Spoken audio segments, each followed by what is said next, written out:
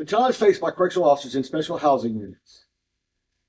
The sounds of those heavy steel doors slamming shut with the echoing silence.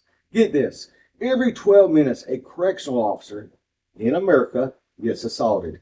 That's an insane statistics, but for officers working in the most insane part of the prison, the special housing unit, it's not a number. It's their everyday reality. In some prisons, a crazy 70% of all attacks on staff happen right here in the special housing unit. This is the place where tension is so thick you can feel it. And every single thing an officer does is a massive risk. This isn't about watching inmates. It's about surviving a place built to hold the most dangerous people in the entire prison system. Now get this. You probably heard it been called the SHU unit, special housing unit, the hole, or maybe the block. But whatever you call it. Now the daily grind, a world of unseen pressure. For an officer in a special housing unit, the day starts way before sun is up. But it's not that early alarm clock that gets you up. It's the crushing weight of what the day is going to throw at you. The places itself is a weapon. Imagine a crazy mix of non-stop shouting, banging, and screaming. And suddenly it goes completely silent, which is somehow even more terrifying.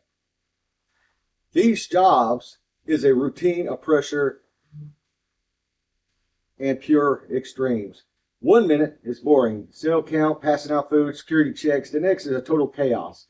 Officers are dealing with people who have long histories of being violent. These are inmates who have attacked staff and other inmates before, and now they're all packed into one area, in one building. This creates an environment with unbelievable safety challenges for the officers.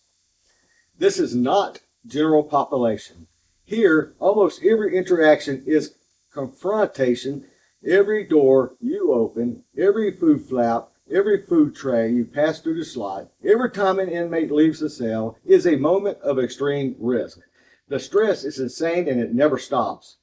Studies and officers tells a scary story, huge rates of burnout, emotional exhaustions, and a state of hyper-vigilance that you literally can't turn off when you go home.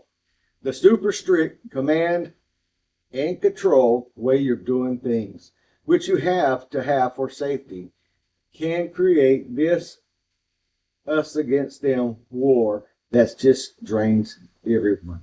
This constant exposure to threats and violence takes a crazy toll on officers in these high-stress units are way more likely to have both physical and mental health problems. They say the field is less stress and way safer when they move to easier units, which just shows how uniquely brutal the SHU unit is. It's a daily grind where the number one goal isn't just to keep order, but literally making it home alive in one piece. Now, the challenges for correctional officers in the SHU units are deep, complicated, and almost completely hidden from us. These officers are trapped in the middle of a sane psychological, legal, and system-wide pressure. We just scratched the surface of what they go through. But the conversation can't stop here. I want to know about what you think about restrictive housing units. What are the ideas for fixing the staffing crisis that's crippling our prisons? Let me know your thoughts respectfully in the comments below. Let's actually have a real discussion about this. The world inside a special housing unit is a non-stop managed crisis for officers working there. It's a daily war against violence, mental breakdown, and a failing system. We ask them to be guards, legal pros, and crisis counselors, all while working in an environment of unbelievable stress and danger. These problems are all tangled together. Understaffing makes the violence worse, which leads to more officers' burnouts and makes it even harder to hire anyone.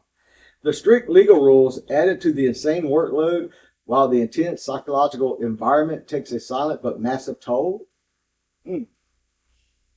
Understanding these challenges isn't about chasing or choosing sides or saying any part of our justice system is good or bad.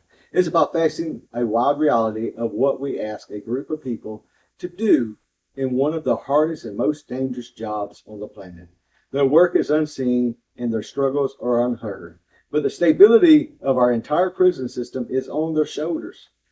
And as long as these problems are ignored, the unseen war inside the SHU will keep going.